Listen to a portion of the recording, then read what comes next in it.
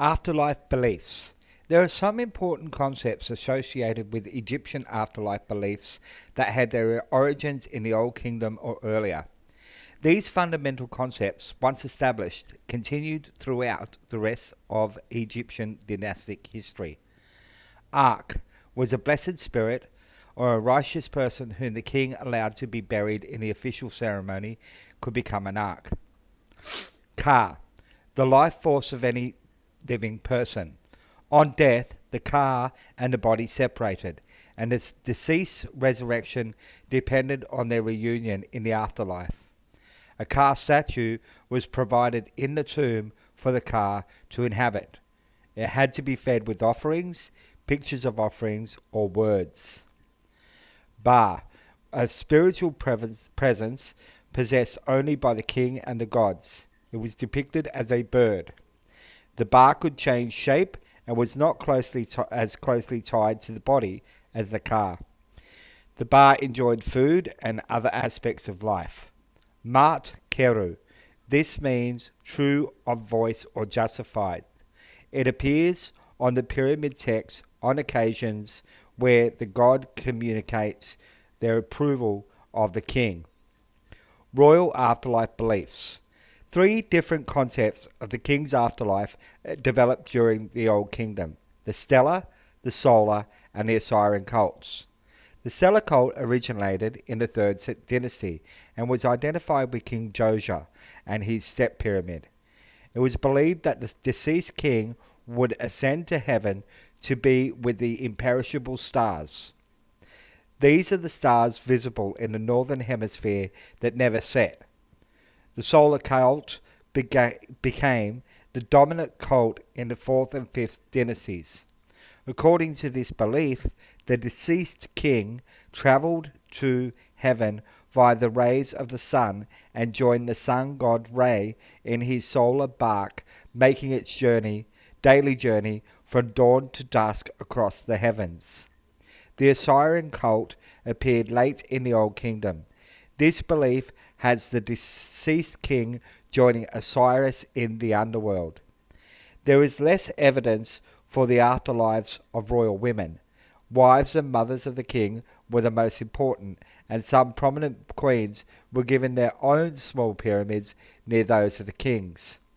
Other women were usually included in the burials of their male relatives. Afterlife beliefs of the nobles. Old Kingdom nobles depended on their association with the king for their afterlives. The presence of food and drink in some tombs and their representations on the tomb walls suggests a belief in the afterlife where though these things would be necessary. It is thought that the dead stayed close to their tombs. Some tombs have car statues that seem to be passing through the false door of the tomb to receive offerings, suggesting a belief that the car could become the burial chamber. The beautiful, detailed scenes of daily life that decorated the walls of the noble tombs in the 5th and 6th dynasties suggest an afterlife resembling the real life of the deceased, or even exceeding it was expected. The absence of gods in these tomb scenes suggests that the gods were reserved for royalty. Afterlife beliefs of the lower classes. The lack of substantial evidence makes it difficult to know about the afterlife expected by the lower classes.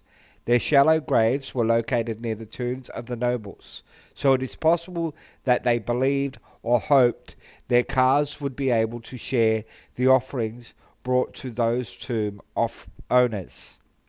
Archaeological evidence for the afterlives of women is very limited. Some wives are depicted in the tombs of the nobles, suggesting that they might be present in the afterlife as well. A very small number of tombs have their own. A very small number have tombs of their own, I should say. Pyramid texts. The majority of our knowledge of Old Kingdom Egyptian beliefs about death comes from a series of spells and prayers known as the period texts.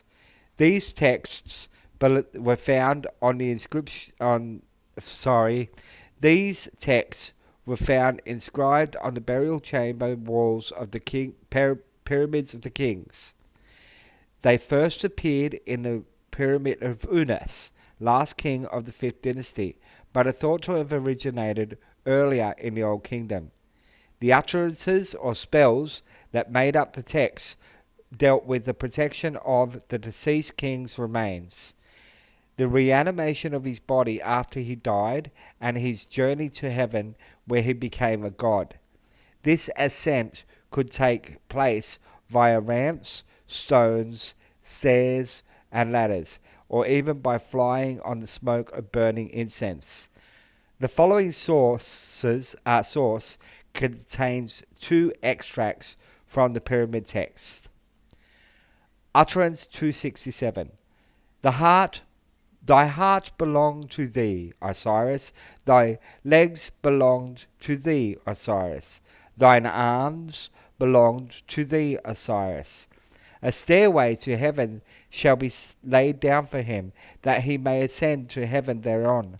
He ascends on the smoke or incense of the great censing. En, the name of the deceased king, flies as a goose. He alights as a scarab upon the empty throne which is in thy boat. O Ray, stand up, remove thyself, thou thou who knowest not the reed thicket, that En may sit in thy place and row around in heaven in thy boat. O Ray, En pushes off from the earth in thy boat. O Ray, so when thou goest forth from the horizon, he, En, has his scepter in his hand as navigator of thy boat, O Ray. Utterance 269. En descends on the hips of Isis.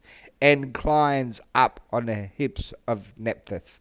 The father of En, Atum, lays hold of the arm of En. He assigns En to those gods who had the nimble, the wise, the imperishable stars. Pyramid texts and queens.